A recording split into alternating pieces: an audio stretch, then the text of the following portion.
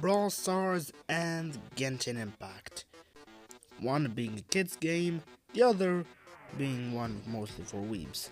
One is simple and fun, the other one is also fun but way more complex, especially in terms of resources.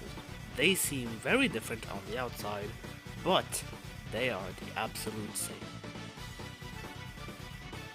Despite the huge age difference between the respective audiences of Brawl Stars and Genshin Impact, there seem to be similarities in terms of marketing.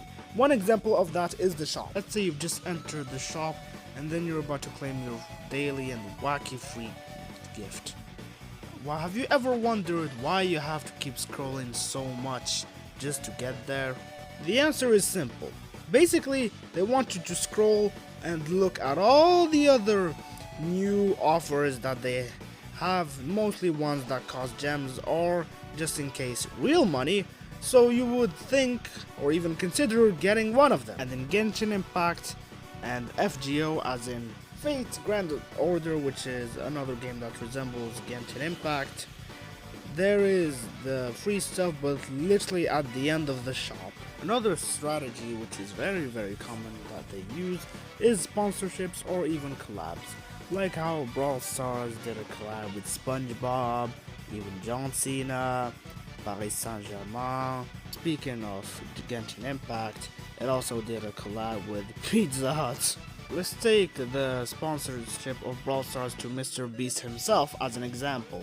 So, no company wanted to pay for the Squid Game video because it costed way too much.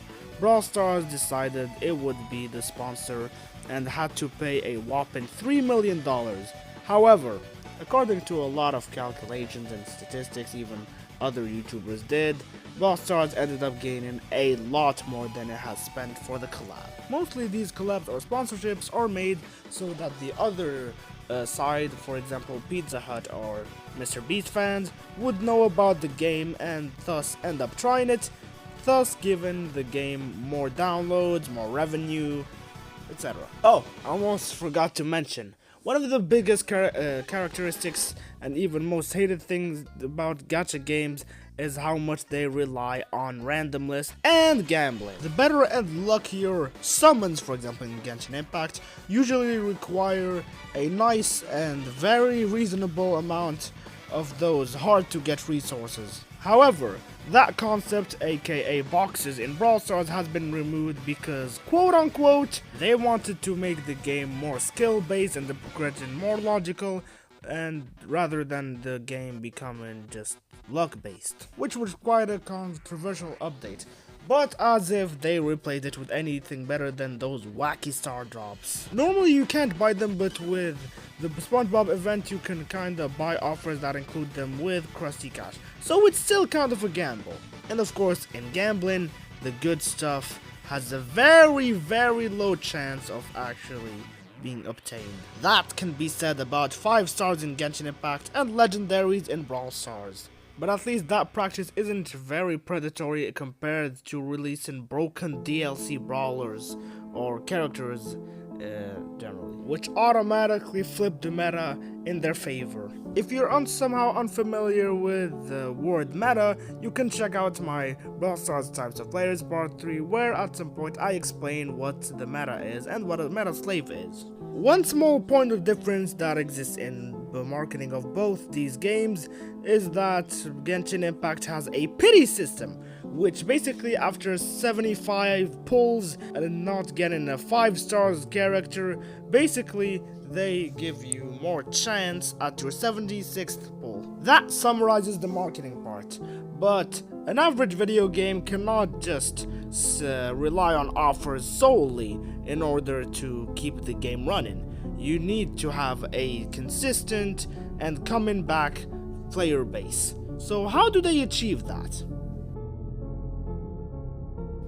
In order to achieve a continuously coming back player base, first of all the game has to think about a reason for you to come back.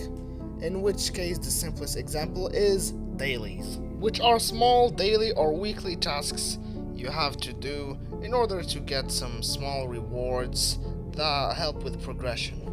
We all know that one feeling after finishing a game or finishing tasks, you don't know what to do anymore because basically you're just playing for those tasks and those rewards, and you just feel extremely empty inside. But you know that missing out on even one day could make you miss out on a lot of rewards. Speaking of missing out on things, that's another thing these two games abuse in order to keep you engaged.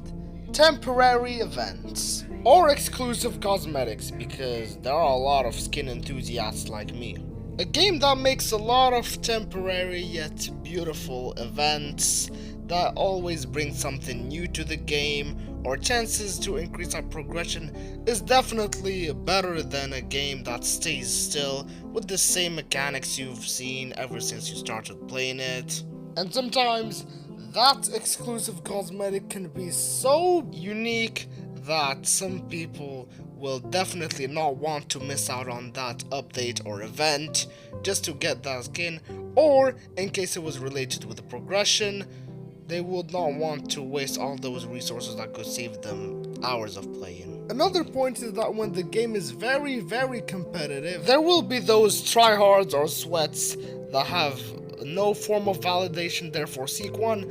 They will keep playing the game for hours or even days trying to get that one beautiful looking rank or getting trophies or whatever the currency for skill is, to basically show off to others. And while they think they are the best person in the world or the best player in the world, they'll obviously there's gonna be someone better than them, or basically they just don't realize that this is exactly what the game wanted. They wanted those puppets they could freely control with their strings.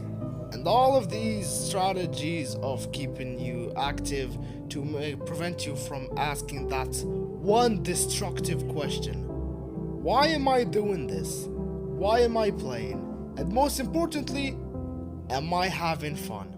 Once these questions creep into your head, it's basically game over for the game, because soon enough you'll just uninstall the game, and either it's because the game has failed its purpose, its true and hidden purpose, or you've become self-aware after hours and days of grinding. And that concludes it with the video. I hope you liked it. In case you have any questions or comments regarding any points of the video, feel free to say them down in the comments below. Down in the comments below, what am I? Anyway, and in case you are a grinder or a sweat, and now this video has made you become self-aware, then all I can say is you're welcome. And please be careful out there. Every single game, almost every single game, especially gacha ones, are just trying, looking for their prey to make it waste their money and mostly their time. So next time you want to pick up a new game, be careful, and yeah, that's all I can say. Goodbye.